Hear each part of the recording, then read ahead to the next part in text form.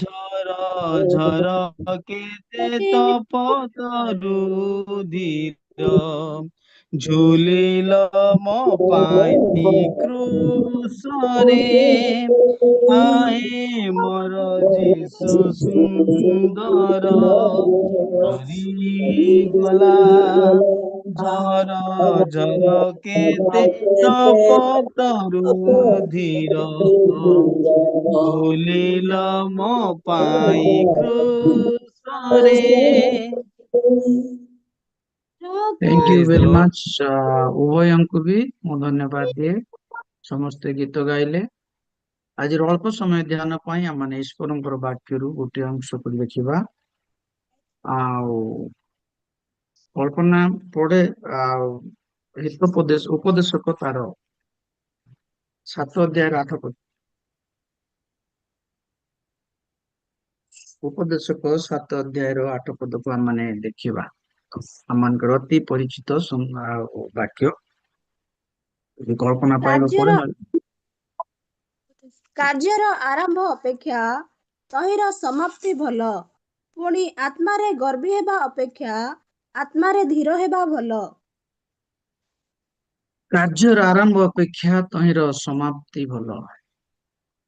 ପ୍ରଭୁଙ୍କର ବାକ୍ୟ କହେ ଯେ ଆରମ୍ଭ କରିବା ଅପେକ୍ଷା ଶେଷ କରିବା ଉତ୍ତମ ଅଟେ। ଅନେକ ଲୋକ ଆରମ୍ଭ କରନ୍ତି କିନ୍ତୁ ଶେଷ କରିପାରନ୍ତି ନାହିଁ। ଆରମ୍ଭ ଗୌରବ ଯୁକ୍ତ ହେଇଥାଏ। ଆରମ୍ଭ କରିବା ପାଇଁ ସମସ୍ତଙ୍କର ଇଚ୍ଛା ଥାଏ କିନ୍ତୁ ଯୋଉମାନେ ଶେଷ କରନ୍ତି ସେମାନଙ୍କ ପାଇଁ ପୁରସ୍କାର ରହିଛି। ଯେତେବେଳେ ଗୋଟେ ବ୍ୟକ୍ତି କୌଣସି ଏକ କାର୍ଯ୍ୟରେ ଭାଗ ନିଏ ସେତେବେଳେ ସେ ଆରମ୍ଭ କରି ଭାଗ ନିଏ କିନ୍ତୁ ଶେଷ ହେଲା ପରେ ତାକୁ ପୁରସ୍କାର ମିଳେ। ଦୌଡାଳି ତାର ଦୌଡରେ ଯେତେବେଳେ ତାର ଶେଷ ହୁଏ କରେ ସଫଳ ପାଏ ସେତେବେଳେ ସେ ତାର ପୁରସ୍କାରକୁ ପ୍ରାପ୍ତ ହେଇଥାଏ। ଅନେକ ଲୋକଙ୍କ ଜୀବନରେ ଆମେ ଦେଖୁଛୁ ସେମାନେ ଆରମ୍ଭ କରନ୍ତି କିନ୍ତୁ ଶେଷ କରିପାରନ୍ତି ନାହିଁ। ଶେଷ କରିବା ପାଇଁ ତପସ୍ୟା ଆବଶ୍ୟକ ଅଟେ। ଶେଷ କରିବା ପାଇଁ ଧ୍ୟାନର ଆବଶ୍ୟକ ଅଟେ। ଶେଷ କରିବା ପାଇଁ କର୍ମଠ ହେବା ଆବଶ୍ୟକ ଅଟେ। ଶେଷ କରିବା ପାଇଁ ରଣକୌଶଳ ଆବଶ୍ୟକ ଅଛି। ଆକ୍ସନ ପ୍ଲାନ ଦରକାର ପଡେ।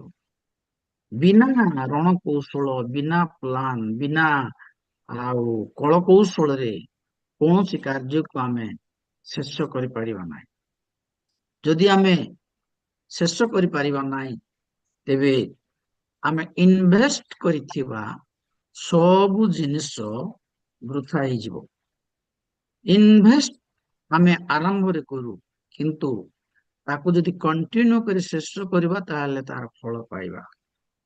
ଅନେକ ଲୋକଙ୍କ ଜୀବନରେ ସେମାନେ ଆରମ୍ଭ କରିବା ପାଇଁ ଆଗ୍ରହ, ବେପାର କରିବା ପାଇଁ ଭିତରେ ଆଗ୍ରହ, କାର୍ଯ୍ୟ କରିବା ପାଇଁ ଆଗ୍ରହ, ବିଭିନ୍ନ ପଦପଦବୀରେ ରହିବା ପାଇଁ ଆଗ୍ରହ କିନ୍ତୁ ସେମାନେ ଶେଷ କରିପାରନ୍ତି ନାହିଁ। ପୋପ ବେନେଡିକ୍ଟ ସେ ଆରମ୍ଭ କରିଥିଲେ, ପୋପର ଅଭିଷେକ ପାଇଥିଲେ କିନ୍ତୁ ଅଧା ସମୟରେ ସେ ତାଙ୍କର ଇସ୍ତଫା ପତ୍ର ଦେଇଥିଲେ। ଜଣେ ପୃଥିବୀର ବିଶିଷ୍ଟ ଧର୍ମଗୁରୁ କିନ୍ତୁ କାର୍ଯ୍ୟଶୈଳୀ କୁଶଳ ଥିଲା ବାକି ସେ ସମାପ୍ତ କରିପାରିଲେ ନାହିଁ। ଆଉ ତାଙ୍କ ସ୍ଥାନରେ ଆଉ ଜଣକୁ ନିଯୁକ୍ତ କରାଗଲା। ଆରମ୍ଭ କରିବାଟା ବହୁତ ସହଜ କିନ୍ତୁ ଯଦି ଶେଷ କରିପାରୁନାହାନ୍ତି ତାହେଲେ ଇନାଗୁରେସନ ନେଇପାରିବ ନାହିଁ। ଶେଷ କରୁନାହାନ୍ତି ତାହେଲେ ଆପଣଙ୍କର କାର୍ଯ୍ୟକୁ ଇତିହାସରେ ଲେଖା ଯାଇପାରିବ ନାହିଁ। ତେଣୁ ସମାପ୍ତି ଭଲ।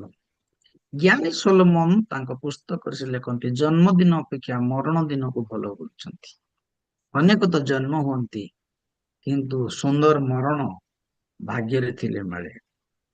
ତେବେ ଆଜିର ପ୍ରଭୁଙ୍କ ବାକ୍ୟରେ ଆମମାନଙ୍କୁ ଏ କଥା ଶିକ୍ଷା ମିଳିଛି। ଅନେକ ଲୋକ ଆରାମ କରିଛନ୍ତି ସେମାନଙ୍କ ଜୀବନ ଆରାମ କିନ୍ତୁ ଶେଷ ସେମାନଙ୍କର ଫଳ ଗୁଡାକ ସୁନ୍ଦର ହେଇନାହିଁ। ଆଜି କିଛି ବ୍ୟକ୍ତିଙ୍କର କଥା ଦେଖିବା।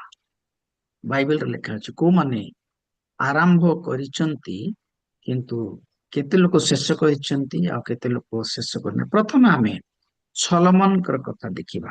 ପ୍ରଥମ ରାଜାବଳୀ ତାର 1 ଅଧ୍ୟାୟ 46 ପଦରେ ସଲୋମନଙ୍କର କଥା ଆମେ ଦେଖୁଛୁ।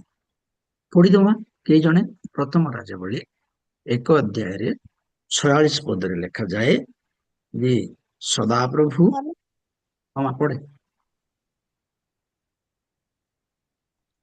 1 ଅଧ୍ୟାୟରେ 46 ପଦ। ସଲୋମନ ମଧ୍ୟ ସଲୋମନ ରାଜ୍ୟର ସିଂହାସନରେ ବସୁଅଛନ୍ତି। ପ୍ରଭୁ ସଲୋମନକୁ ରାଜା କଲେ, ଉଚ୍ଚ ଆସନ ଦେଲେ। ସେ ଏତେ ଯୋଗ୍ୟ ନଥିଲେ ଦାଉଦଙ୍କ ପରେ, ସେ ଛୋଟ ଥିଲେ।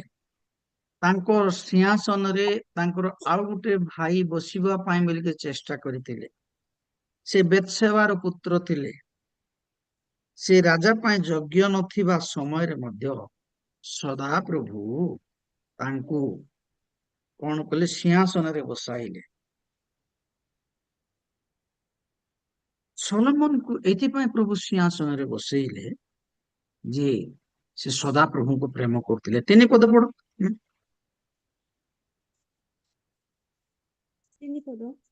ହଁ 3 ପଦ ତହିଁରେ ସେଇ ହଁ ତହିଁରେ ଲୋକମାନେ ଇସ୍ରାଏଲର ସମସ୍ତ ଅଞ୍ଚଳରେ ସୁନ୍ଦରୀ କନ୍ୟାର ଅନ୍ୱେଷଣ କରି ସୁନେମିଆ ଅଭିଷଣକୁ ପାଇଁ ରାଜାଙ୍କ ନିକଟକୁ ତାହାକୁ ଆଣିଲେ।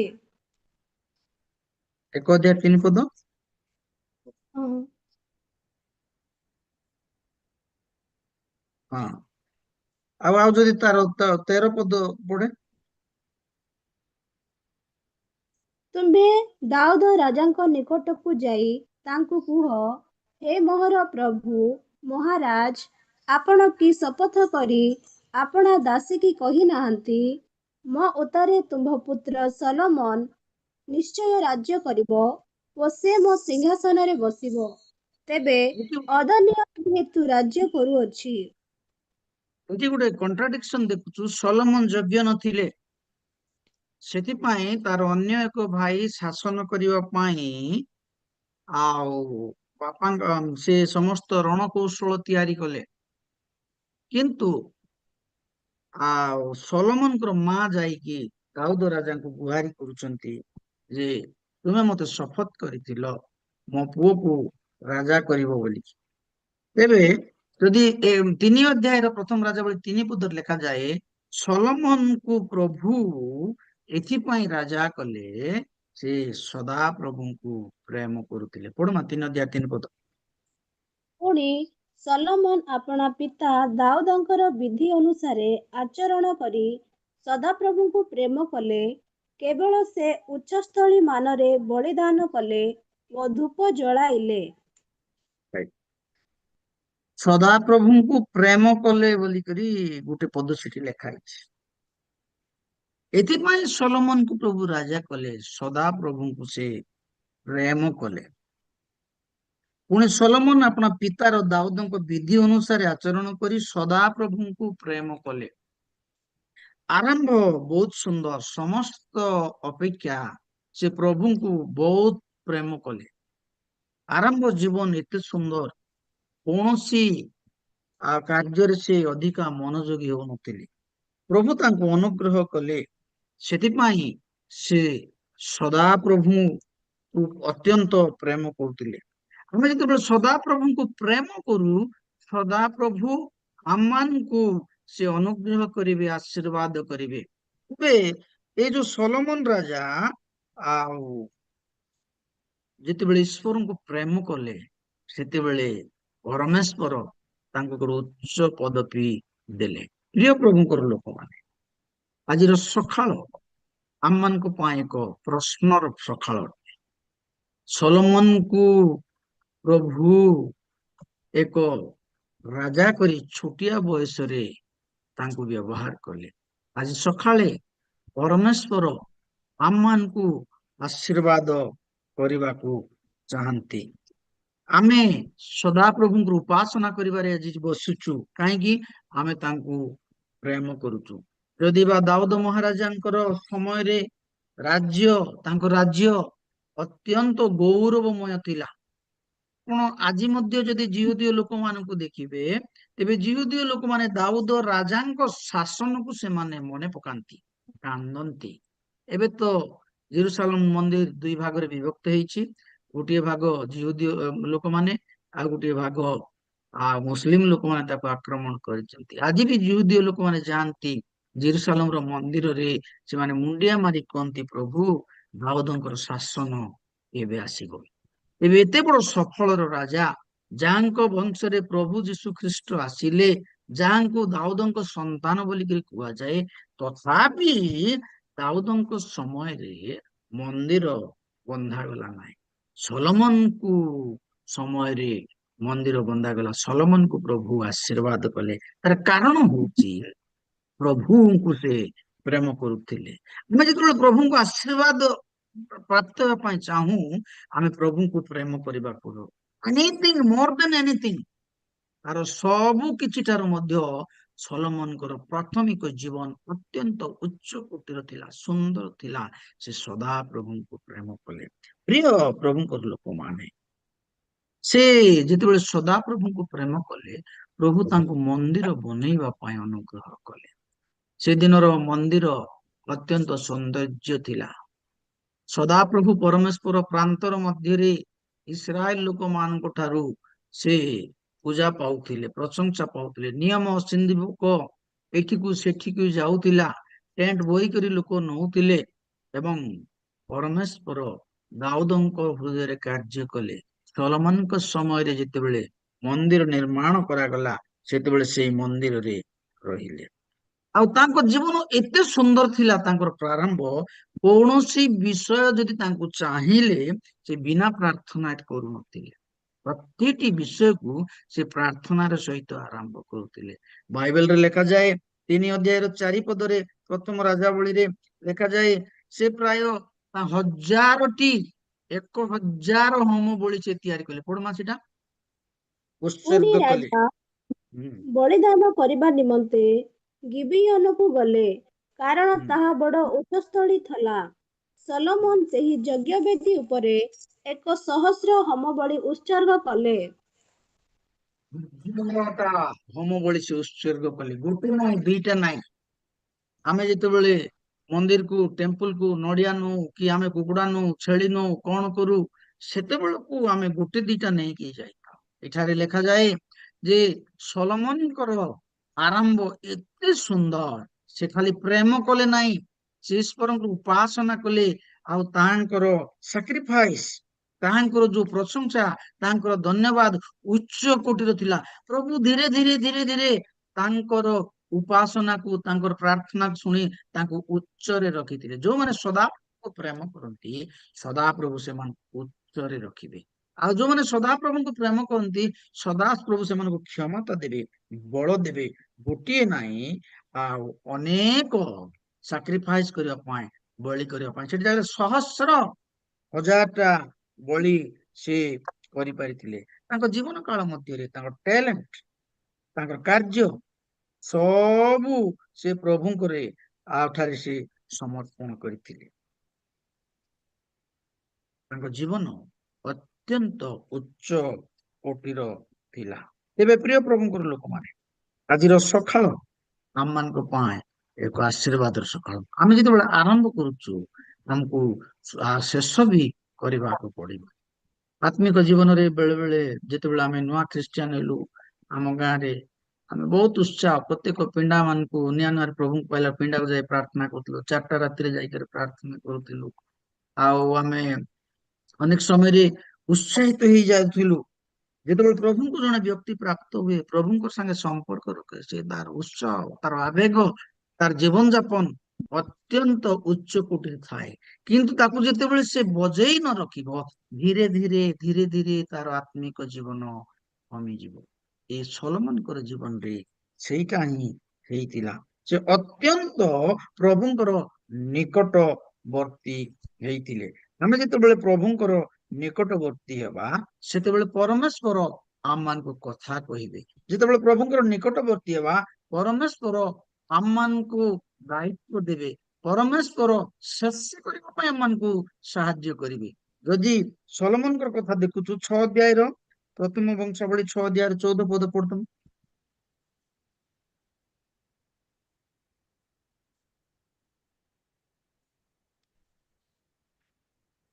ଆଉ ଅସର୍ୟ ସରାୟକୁ ଜାତ କଲା ଓ ସରାୟ ଜିହୋସାଦକୁ ଜାତ କଲା। ସରି, ରାଜାବଳୀ 6 ଅଧ୍ୟାୟ, ପ୍ରଥମ ରାଜାବଳୀ 6 ଅଧ୍ୟାୟ 14 ପଦ।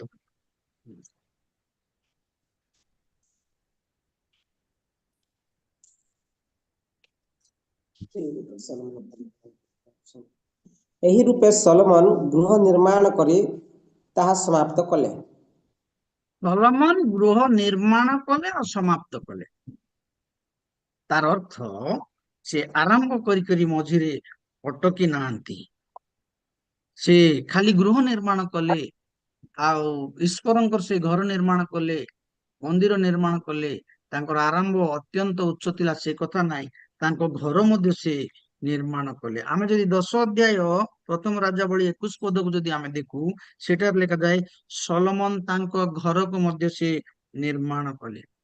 ପ୍ରଭୁ ତାଙ୍କୁ ବିଭିନ୍ନ ବିଷୟ ନିର୍ମାଣ କରିବାରେ ସାହାଯ୍ୟ କରିଥିଲେ। 10 ଅଧ୍ୟାୟ 21 ପଦରେ ଲେଖାଯାଏ, ପଢନ୍ତୁ। ସଲୋମନ ରାଜାଙ୍କର ପାନପାତ୍ର ସବୁ ସୁନାର ଥିଲା ଓ ଲିବାନନ ଅରଣ୍ୟ ଗୃହର ସମସ୍ତ ପାତ୍ର ସୁଦ୍ଧା ସୁବର୍ଣ୍ଣର ଥିଲା। ରୂପାର କିଛି ନଥିଲା। ସଲୋମନଙ୍କର ସମୟରେ ରୂପା କିଛି ବୋଲି ଗଣା ନହିଲା। ରାଇଟ୍, ସଲୋମନଙ୍କ ସମୟରେ ସୁନା, ଯଥେଷ୍ଟ ସୁନା ଆସୁଥିଲା। ବିଭିନ୍ନ ଦେଶର ଲୋକମାନେ ଯେତେବେଳେ ଆସୁଥିଲେ, ସେ ତାଙ୍କୁ ସୁନାର ଉପହାର ଆଣିକି ଦଉଥିଲେ। ତାଙ୍କର ଆରମ୍ଭ ଏତେ ସୁନ୍ଦର, ସୁନାର ଯଥେଷ୍ଟ ସୁନା ଥିଲା। ଆଉ ରୂପା ଜେରୁସାଲେମରେ ସେତେବେଳେ କିଛି ବି ମୂଲ୍ୟ ନଥିଲା। ଆଜି ତ ରୂପାର ଦାମ ବଢିଗଲାଣି, କିନ୍ତୁ ସେତେବେଳେ ରୂପାର ଦାମ କିଛି ନଥିଲା। ରୂପାର ଦାମ ଗୋଟେ ପଥର ପରିକା କାହିଁକି ଥିଲା। ଏବେ ସଲୋମନ ଯେତେ ସବୁ କାର୍ଯ୍ୟ କଲେ, ମନ୍ଦିର କଲେ, ଘର ଦ୍ୱାର କଲେ, ସବୁ ସୁନାରେ କଲେ। କାହିଁକି? ଲୋକମାନେ ତାଙ୍କୁ ମାନ୍ୟ କରୁଥିଲେ। ଯେଉଁମାନେ ସଦାପ୍ରଭୁଙ୍କୁ ପ୍ରେମ କରନ୍ତି, ସଦାପ୍ରଭୁ ସେମାନଙ୍କୁ ଆଉ ଶେଷ କରିବାକୁ ସାହାଯ୍ୟ କରିବେ ସେ କଥା ନାହିଁ, ଲୋକମାନେ ତାଙ୍କୁ ମାନ୍ୟ ମଧ୍ୟ କରିବେ। ଲୋକମାନେ ତାଙ୍କୁ ମାନ୍ୟ କରୁଥିଲେ, ସମ୍ମାନ ଦଉଥିଲେ, ବିଭିନ୍ନ ରୂପା ସୁନା ଆଣୁଥିଲେ। ଜେରୁସାଲେମ ମନ୍ଦିର ସେତେବେଳକୁ ତିଆରି ହଉଥିଲା, କାରଣ ସଲୋମନଙ୍କ ସମୟରେ ସେ ଶକ୍ତିଶାଳୀ ରାଜା ଥିଲେ।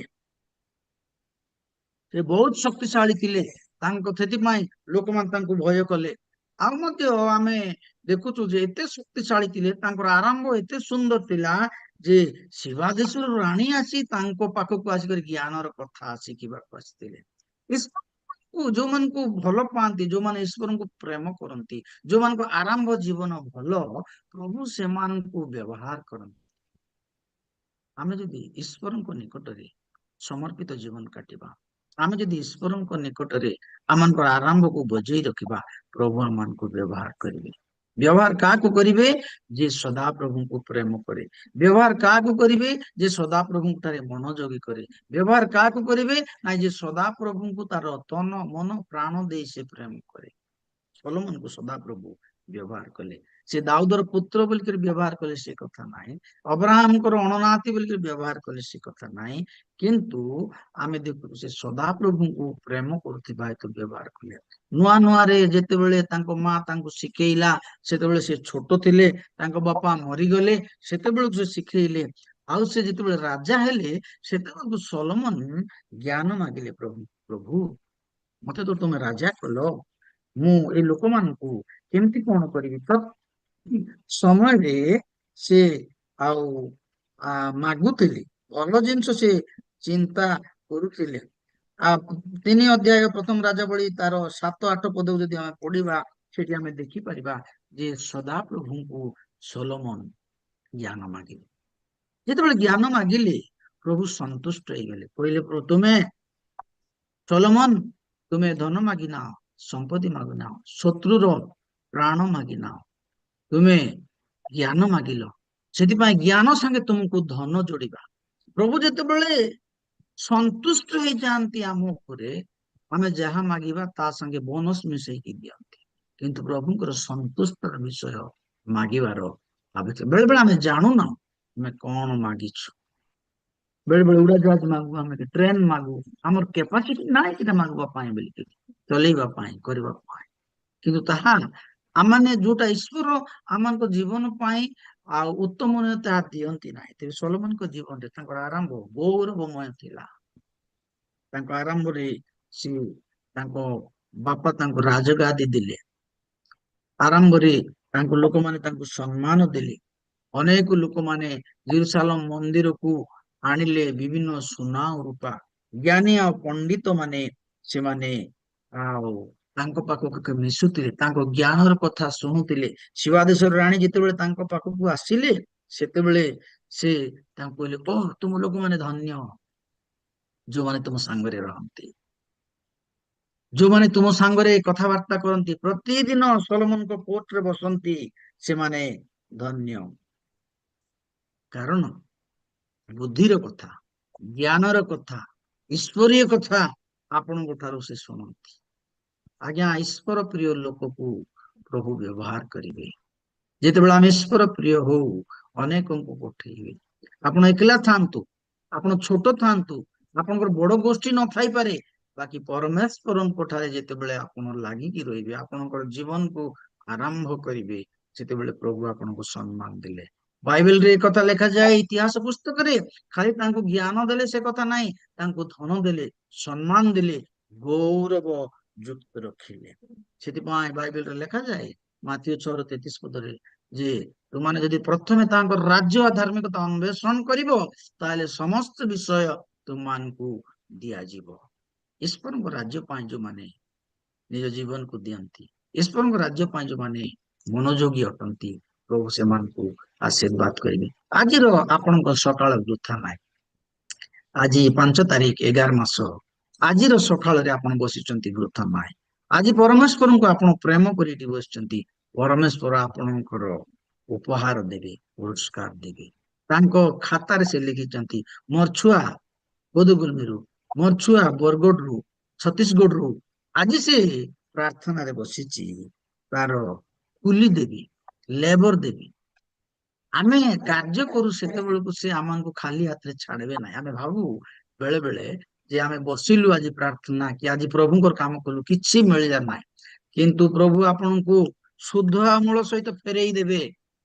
ଯେତେବେଳେ ଆପଣଙ୍କ ନିଦ୍ରା ଭଗ୍ନ ହେବ, ଯେତେବେଳେ ଆପଣ କଷ୍ଟ ପାଉଛନ୍ତି ପ୍ରଭୁଙ୍କ ପାଇଁ, ଯେତେବେଳେ ମାଡ ଖାଉଛନ୍ତି ପ୍ରଭୁଙ୍କ ପାଇଁ, ଯେତେବେଳେ ଦୁଃଖ ସହୁଛନ୍ତି ପ୍ରଭୁଙ୍କ ପାଇଁ, ଆପଣଙ୍କୁ ମୂଳ ଆଉ ଶୁଦ୍ଧରେ ଫେରେଇ ଦେବେ। ପ୍ରିୟ ଭାଇ ଭଉଣୀ ମାନେ, ପ୍ରଭୁଙ୍କର ଲୋକମାନେ, ଆମେ ଯେତେବେଳେ ଈଶ୍ୱରଙ୍କ ପ୍ରତି ମନୋଯୋଗୀ ହେବା, ଆମେ ଯେତେବେଳେ ଈଶ୍ୱରଙ୍କ ପ୍ରତି ଆମମାନଙ୍କ ଜୀବନକୁ ସମର୍ପଣ କରିବା, ସେ କେବେ ବି ତାକୁ ସେ ରଖିବେ ନାହିଁ, ଫେରେଇ ଦେବେ। ମନୁଷ୍ୟ ଧାର ନେଲେ ଫେରାଏ ନାହିଁ, ମନୁଷ୍ୟ ନେଲେ ଭୁଲିଯାଏ, କିନ୍ତୁ ସେଇ ପ୍ରକାର ପରମେଶ୍ୱର ନୁହନ୍ତି, ଅନ୍ୟାୟକାରୀ ପରମେଶ୍ୱର ନୁହନ୍ତି।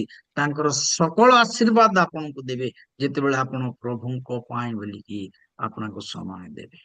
ତେବେ ସଲୋମନଙ୍କ କଥା ଆମେ ଚିନ୍ତା କରୁଛୁ, ତାଙ୍କ ଆରମ୍ଭ ଗୌରବ ଯୁକ୍ତ ଥିଲା, କିନ୍ତୁ ସେ ତାକୁ ସ୍ଥିର କରି ରଖିପାରିଲେ ନାହିଁ। ତାଙ୍କର ଧନ ଆସିଲା, ଲୋକମାନେ ଆସିଲେ, ସ୍ତ୍ରୀ ଲୋକମାନେ ଆସିଲେ, ପୁରୁଷ ଲୋକମାନେ ଆସିଲେ, ସୌନ୍ଦର୍ଯ୍ୟ ଲୋକମାନେ ଆସିଲେ। ଧୀରେ ଧୀରେ ଧୀରେ ଧୀରେ ଧୀରେ ଧୀରେ ଯୋଉ ଲୋକ ସକାଳୁ ଉଠି ପ୍ରାର୍ଥନା କରୁଥିଲା, ପ୍ରାର୍ଥନା ଛାଡିଦେଲା। ଯୋଉ ଲୋକ ଈଶ୍ୱରଙ୍କର ରବକୁ ଶୁଣୁଥିଲା, ତା ରବକୁ, ଈଶ୍ୱରଙ୍କ ରବକୁ ଆଉ ଶୁଣି ପାରିଲା ନାହିଁ। ପ୍ରଭୁ ସ୍ୱୟଂ ଅବ୍ରାହମଙ୍କ ସାଙ୍ଗେ କଥା ହେଇଥିଲେ, ଯାକୋବଙ୍କ ସାଙ୍ଗେ କଥା ହେଇଥିଲେ, ଏଇ ସୋଲୋମନଙ୍କ ସାଙ୍ଗେ ମଧ୍ୟ ପ୍ରଭୁ କଥା ହେଇଥିଲେ। କିନ୍ତୁ ଧୀରେ ଧୀରେ ଧୀରେ ଧୀରେ ତାର ଆତ୍ମିକ ଜୀବନ ନଷ୍ଟ ହେଇଗଲା। ନଷ୍ଟ ହେବାର ଅନେକ କାରଣ ରହୁଛି। ପ୍ରଥମ କଥା ହଉଛି ଧନ, ଦ୍ୱିତୀୟ କଥା ହଉଛି ଅନେକ ସ୍ତ୍ରୀ, ତୃତୀୟ କଥା ହଉଛି ପ୍ରଭୁରେ ଯେତେବେଳେ ସେ ସୁସ୍ଥିର ହୋଇ ରହିଲେ ନାହିଁ, ସେତେବେଳେ ତାଙ୍କ ଜୀବନ ସେ କଣ ହେଲା ନା ରହିପାରିଲା ନାହିଁ, ଭଲ ହିଁ ରହିପାରିଲା ନାହିଁ। ପ୍ରଥମ ରାଜାବଳୀ 11:3 ପଦରେ ଟିକେ ପଢନ୍ତୁ। ପ୍ରଥମ ରାଜାବଳୀ 11:3। ଏଣୁ ତାହାଙ୍କର 700 ରାଜପତ୍ନୀ ଓ 300 ଉପପତ୍ନୀ ହେଲେ, ଆଉ ତାହାଙ୍କର ପତ୍ନୀମାନେ ତାଙ୍କର ମନକୁ ବିପଥଗାମୀ କଲେ। ଈଶ୍ୱରଙ୍କର ଲୋକ, ଅଭିଷେକ ପ୍ରାପ୍ତ ଲୋକ, ପ୍ରଭୁ ପ୍ରିୟ ଲୋକ, କିନ୍ତୁ ବର୍ତ୍ତମାନ ସେ ତାଙ୍କ ଆତ୍ମିକ ଜୀବନକୁ ଷ୍ଟେବିଲିଟି କରି ରଖିପାରିଲେ ନାହିଁ, ସୁସ୍ଥିର କରି ରଖିପାରିଲେ ନାହିଁ। 1000ଟା ସ୍ତ୍ରୀ, ରଖିଲେ। ଯୋଉ ସ୍ତ୍ରୀ ମାନଙ୍କୁ ସେ ବିବାହ କରିଥିଲେ ସେଇ ସ୍ତ୍ରୀ ଲୋକମାନେ ତାଙ୍କୁ ଭ୍ରାନ୍ତ କଲେ। ଆମେ ଯେତେବେଳେ ଆତ୍ମିକ ଜୀବନକୁ ଆମେ ବଞ୍ଚେଇ ପାରିବା ନାହିଁ, ଆମେ ଯେତେବେଳେ ଆତ୍ମିକ ଜୀବନକୁ ସ୍ଥିର କରି ରଖିପାରିବେ ନାହିଁ, ସେତେବେଳେ ସଦାପ୍ରଭୁ ଆମମାନଙ୍କୁ କଣ କରିବେ ଯେ ଆମମାନଙ୍କର ପୁରସ୍କାର ଆମମାନଙ୍କ ଠାରୁ ନେଇଯିବେ। ଯୋଉ ସଲୋମନଙ୍କ ପାଖରେ ଶହ ଶହ ଲୋକ ଆସୁଥିଲେ, ଯାହା ପାଖରେ ଶତ୍ରୁ ନଥିଲା, ଯାହା ପାଖରେ କୌଣସି ପ୍ରକାର ଖରାପ ଗୁଣ ନଥିଲା, ବର୍ତ୍ତମାନ ତାଙ୍କୁ ଶତ୍ରୁ ମଧ୍ୟ ଲାଗିଲା। ଆତ୍ମିକ ଜୀବନ ଯେତେବେଳେ ନଷ୍ଟ ହେଇଯାଏ, ଆମେ ତାକୁ ମେଣ୍ଟେନ କରି ରଖିପାରିବା ନାହିଁ, ଶତ୍ରୁ ଆକ୍ରମଣ କରିବ। ପ୍ରଥମ ରାଜାବଳୀ 11:4 ପଢିବା। କାରଣ ସଲୋମନ ବୃଦ୍ଧ ହୁଅନ୍ତେ ଏପରି ଘଟିଲା ଯେ ତାଙ୍କର ପତ୍ନୀମାନେ ଅନ୍ୟ ଦେବଗଣ ପ୍ରତି ତାହାଙ୍କର ମନକୁ ବିପଥଗାମୀ କଲେ। ପୁଣି ତାଙ୍କର ପ- ପିତା ଦାଉ- ପଢେ ପଢେ। ପୁଣି ତାଙ୍କର ପିତା ଦାଉଦଙ୍କର ଅନ୍ତଃକରଣ ପରି ତାଙ୍କର ଅନ୍ତଃକରଣ ସଦାପ୍ରଭୁ ପରମେଶ୍ୱରଙ୍କ ପ୍ରତି ସିଦ୍ଧ ନହିଲା। ସେ ମନ୍ଦ କାର୍ଯ୍ୟ କଲେ, ପ୍ରଭୁରେ ସ୍ଥିର ହେଇକରି ରହିଲେ ନାହିଁ। ସେ ଦେବତା ମାନଙ୍କୁ ପୂଜା କଲେ, ସେ ମନ୍ଦିର ବନେଇଲେ ଏବଂ ଈଶ୍ୱରଙ୍କର ଆଶୀର୍ବାଦ ତାଙ୍କ ଠାରୁ ଧୀରେ ଧୀରେ ଚାଲିଗଲା। ଯଦି ଆମେ ପ୍ରଥମ ବଂଶାବଳୀ ତାର 15 ଅଧ୍ୟାୟକୁ ଦେଖିବା, ଆଉ 1 ଆଉ 2 ପଦ, ତେବେ ସେଠାରେ ଲେଖାଯାଏ ଯେ ତାଙ୍କୁ ଶତ୍ରୁ ଆକ୍ରମଣ କଲେ। ତାଙ୍କୁ ତିନି ପ୍ରକାର ଶତ୍ରୁ ଆକ୍ରମଣ କଲେ, ସେଇ ଅଧ୍ୟାୟରେ ଆମେ ଦେଖିବାକୁ ପାଇପାରୁଛୁ। ପ୍ରଥମ ଆରମ୍ଭ ତ ବହୁତ ଭଲ, କିନ୍ତୁ ଶେଷ ତାଙ୍କର ଭଲ ନଥିଲା। ପ୍ରିୟ ପ୍ରଭୁଙ୍କର ଲୋକମାନେ, ଆମମାନଙ୍କର ଆରମ୍ଭ ଯେମିତି ଅଛି, ଆରମ୍ଭ ଠାରୁ ସମାପ୍ତି ଭଲ। ଯଦି ଆମେ ମେଣ୍ଟେନାନ୍ସ କରିପାରିବା ନାହିଁ, ଯଦି ଆମେ ନିଜକୁ ଆମମାନେ ଶୃଙ୍ଖଳିତ କରି ରଖିପାରିବା ନାହିଁ, ତାହେଲେ ଆମମାନଙ୍କର ସମାପ୍ତି ଭଲ ରହିବ ନାହିଁ। ତେଣୁ ଆଜି ସକାଳେ ଈଶ୍ୱରଙ୍କର ବାକ୍ୟ କହି ଆରମ୍ଭ ଅପେକ୍ଷା ସମାପ୍ତି ଭଲ।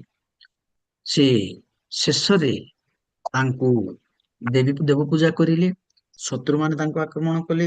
ଯୋଉ ଶତ୍ରୁମାନେ ତାଙ୍କର ପାଦ ତଳେ ଆସି ପଡୁଥିଲେ, ସେଇ ଶତ୍ରୁମାନେ ଆସି ତାଙ୍କୁ ଆକ୍ରମଣ କଲେ। ପଢ ତ କଳ୍ପନା, ପ୍ରଥମ ରାଜାବଳୀ 11:14। ଅନନ୍ତର ସଦାପ୍ରଭୁ ଇଦୋମୀୟ ହଦଦକୁ ସଲୋମନଙ୍କର ବିପକ୍ଷ କରି ଉତ୍ପନ୍ନ କଲେ। ସେ ଇଦୋମୀୟ ହଦଦକୁ ରାଜା ଥ୍ୟାଙ୍କ ୟୁ। ହଦଦକୁ ତାଙ୍କ ବିପକ୍ଷରେ ଉଠେଇଥିଲେ। ଯୋଉ ହଦଦ ତାଙ୍କ ପାଦ ତଳେ ପଡୁଥିଲା, ଯାହାକୁ ଦେଖିଲେ ଡର କରୁଥିଲେ, ଶତ୍ରୁକୁ ତାଙ୍କୁ ଉଠେଇଲେ। 23 ପଦ ପଡେ। ଆହୁରି ପରମେଶ୍ୱର ଇଲିୟାଦର ପୁତ୍ର ରୋଶନକୁ ସଲୋମନଙ୍କର ଅନ୍ୟ ଏକ ବିପକ୍ଷ କରି ଉତ୍ପନ୍ନ କଲେ। ସେ ଲୋକ ପ୍ରଥମ କଥା ଆପଣା ପ୍ରଭୁ ହଦଦକୁ, ଦ୍ୱିତୀୟ କଥା ରୋଶନକୁ, ତୃତୀୟ କଥା ଜାରବିୟମକୁ। ଆମେ ଯଦି 26 ପଦ ଦେଖିବା, ଜାରବିୟମକୁ ପ୍ରଭୁ ତାଙ୍କ ବିରୁଦ୍ଧରେ ଉଠେଇଲେ। ଈଶ୍ୱରଙ୍କ ଠାରେ ତାଙ୍କ ଅନ୍ତଃକରଣ ସିଦ୍ଧ ହେଲା ନାହିଁ। ଆରମ୍ଭ ତ ବହୁତ ଥିଲା, ଯେତେ ଭଲ ଥିଲା, ଗୌରବଯୁକ୍ତ ଥିଲା, ଜ୍ଞାନରେ, ବୁଦ୍ଧିରେ, ସମ୍ଭ୍ରମରେ ପରିପୂର୍ଣ୍ଣ ଥିଲେ, କିନ୍ତୁ ତାଙ୍କ ଶେଷ ଜୀବନ ଏତେ ସୁନ୍ଦର ନଥିଲା। ଆରମ୍ଭ ଅପେକ୍ଷା ସମାପ୍ତି ଭଲ। ଯେତେବେଳେ ତାଙ୍କ ସୁନ୍ଦର ଜୀବନକୁ ସେ ହରେଇଲେ, ତାଙ୍କର ଡିଭୋସନକୁ ହରେଇଲେ, ତାଙ୍କର ବାଇବେଲ ପଢାକୁ ହରେଇଲେ, ତାଙ୍କ ସମ୍ପର୍କ ଈଶ୍ୱରଙ୍କ ଠାରୁ ହରେଇଲେ, ଶତ୍ରୁ ତାଙ୍କୁ ଆକ୍ରମଣ କରିବାକୁ ଆରମ୍ଭ କଲା। ତିନିଟା ଶତ୍ରୁ କଥା ଆମେ ଏଠି ଦେଖିବାକୁ ପାଉଛୁ। ଆମେ ଦେଖିଲୁ 14 ପଦରେ ଗୋଟେ ଶତ୍ରୁ, 23 ପଦରେ ଗୋଟେ ଶତ୍ରୁ, 24 ପଦରେ ଗୋଟେ ଶତ୍ରୁ, 26 ପଦରେ ଗୋଟେ ଶତ୍ରୁ ଆମେ ମାନେ ଦେଖିବାକୁ ପାଉଛୁ। ତାଙ୍କ ଜୀବନରେ ଶତ୍ରୁ ଆକ୍ରମଣ କଲେ। ଶତ୍ରୁ ହୁଏତ ଶତ୍ରୁ ଯେତେବେଳେ ମେଣ୍ଟେନାନ୍ସ ଆମେ ନ କରୁ, ଯେତେବେଳେ ଈଶ୍ୱରଙ୍କ ଉପରେ ଆମର ମନୋଭାବକୁ, ଆମର ସମ୍ପର୍କକୁ ନ ରଖୁ, ଶତ୍ରୁ ହୁଏତ ରୋଗ ରୂପକ ଶତ୍ରୁ, ଋଣ ରୂପକ ଶତ୍ରୁ, ହୁଏତ ସମସ୍ୟା ରୂପକ ଶତ୍ରୁ ଆମ ଜୀବନରେ ଆସିବେ। ଆରମ୍ଭ ଅପେକ୍ଷା ସମାପ୍ତି ଭଲ। ଆମେ ଯୋଉ କାର୍ଯ୍ୟ ପାଇଁ ଯେତେବେଳେ ଆରମ୍ଭ କରୁ, ତାକୁ ସମାପ୍ତି କରିବା ପାଇଁ ଚେଷ୍ଟା କରିବା। ସଲୋମନଙ୍କର ଜୀବନ ଆରମ୍ଭ ବହୁତ ସୁନ୍ଦର ଥିଲା, ଶେଷ ଏତେ ଭଲ ନଥିଲା। କିନ୍ତୁ ଆମେ ଯଦି ପ୍ରେରିତ ପାଉଲଙ୍କ ଜୀବନ କଥା ଯେତେବେଳେ ଦେଖୁଛୁ, ଆରମ୍ଭ ସିଏ ଦୁଷ୍ଟ ଥିଲେ, ସେ ନିନ୍ଦକ ଥିଲେ, ସେ ତାଡନାକାରୀ ଥିଲେ, ସେ କିନ୍ତୁ ତାଙ୍କ ମରଣ ଗୌରବଯୁକ୍ତ ଥିଲା। ସେ ପ୍ରଭୁ ତାଙ୍କୁ ବହୁତ ସୁନ୍ଦର କରି ବ୍ୟବହାର କଲେ।